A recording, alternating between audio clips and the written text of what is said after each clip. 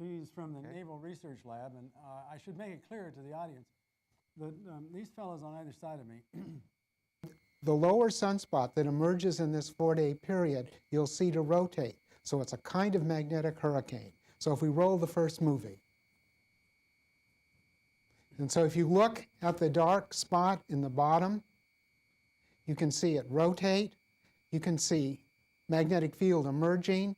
The center of the sunspot, of the top white sunspot, is about 25% larger than the diameter of the Earth, to put them in some kind of context. So it's about 10,000 miles across. Leon's instrument looks at these higher temperature regions, and working together, I think we're beginning to understand how we can see all of this fine structure. We can see the motion. There was the white light flare. We'll show this 3 times, and you'll see this flash. That's about 10 minutes of time. This is seen in the light of 10,000 degrees. So we're seeing above the atmosphere. We're seeing the flare seen in the light of calcium.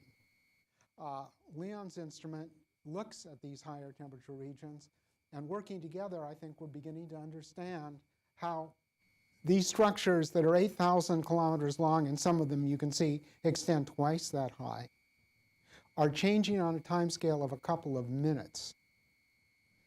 And the speed is such that if you sat on the end of one, which I don't recommend, you could travel from Washington, D.C. to San Francisco, where I live, in about 4 minutes. Investigator that we communicate with in terms of the development of the SOT telescope.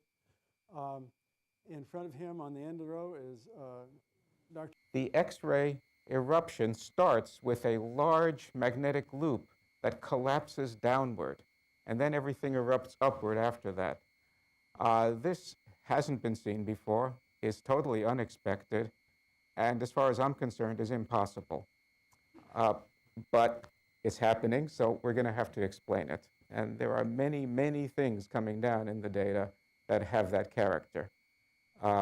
Totally unexpected, and clearly they're going to change our views once we figure out what's going on. With the XRT, what we have now is the ability to see the coronal structures in their entirety. You can see the sheared and the twisted and tangled field lines, which we've always thought should be there, and now we're able to see them clearly for the first time.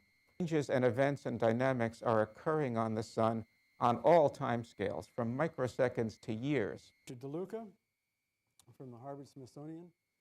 Sitting next to him is our associate